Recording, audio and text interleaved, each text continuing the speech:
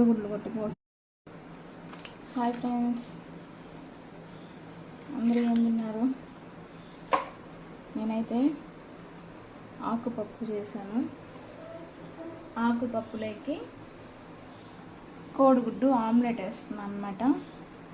ఈరోజు మీరేం తిన్నారు డిన్నర్లోకి కామెంట్ చేయండి. నేనైతే ఇప్పుడు మంచిగా ఆమ్లెట్ వేసేసి పప్పులోకి ఆమ్లెట్ వేసుకొని తింటూ ఉంటే సూపర్గా ఉంటుంది. మీరు ఈరోజు ఏం తిన్నారు అనేది నాకు కామెంట్ చేయండి.